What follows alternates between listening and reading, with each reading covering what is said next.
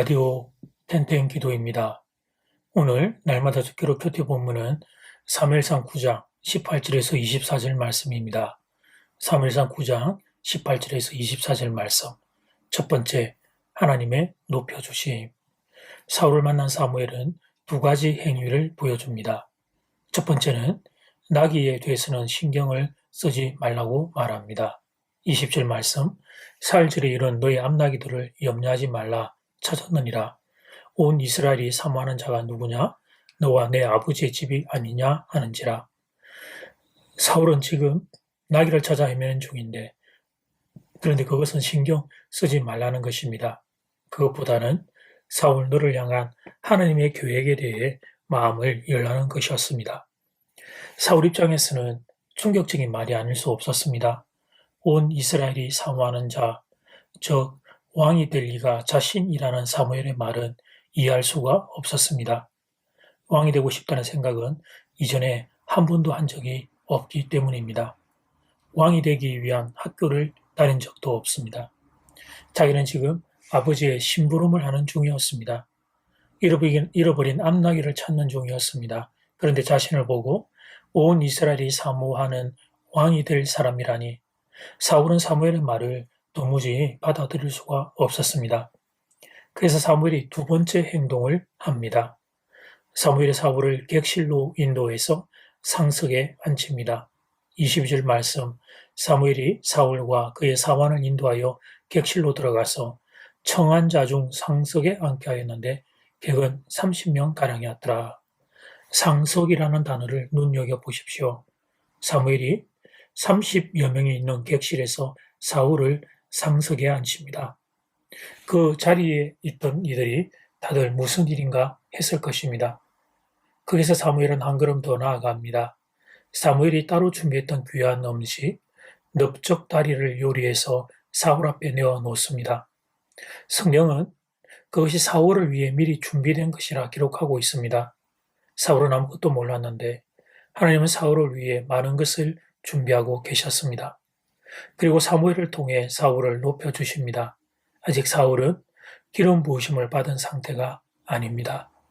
이스라엘 백성들이 왕을 요청한 사건도 몰랐습니다. 그런데 하나님은 사울을 이렇게 높여주십니다.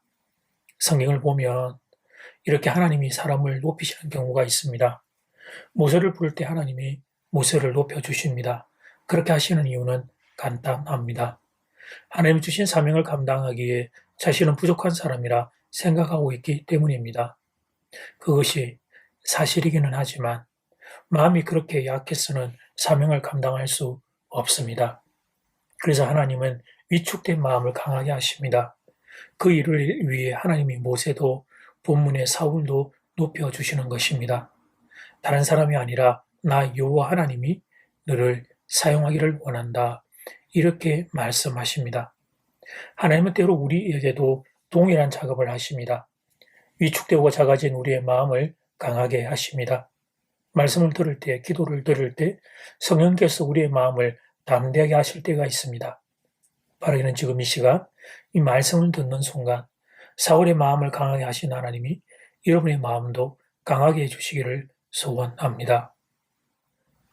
두 번째, 하나님 앞에 낮아져야 함. 일련의 과정 앞에서 사울이 보인 반응이 21절에 기록되어 있습니다. 사울이 대답하여 이르되 나는 이스라엘 지파의 가장 작은 지파 베냐민 사람이 아니니까 또 나의 가족은 베냐민 지파 모든 가족 중에 가장 미약하지 아니하니까 당신이 어찌하여 내게 이같이 말씀하시니까 하니. 사울이 보인 반응을 한 단어로 표현하자면 겸손입니다. 사울이 사무엘과 하나님 앞에 겸손한 반응을 보입니다. 사울의 첫 모습은 이렇게 아름다웠습니다. 사실 하나님은 사울의 이 모습을 보시고 이스라엘의 첫 번째 왕으로 세우셨다고 할 수 있습니다. 그런데 그 이후 안타까운 일이 벌어지고 맙니다. 사울이 왕이 된 이후에 교만한 인생으로 변절이 된 것입니다. 사무엘의 말을 무시합니다. 본문에서는 사무엘 앞에 어린아이처럼 보이던 사울이 왕이 된 이후에는 사무엘의 말을 무시합니다.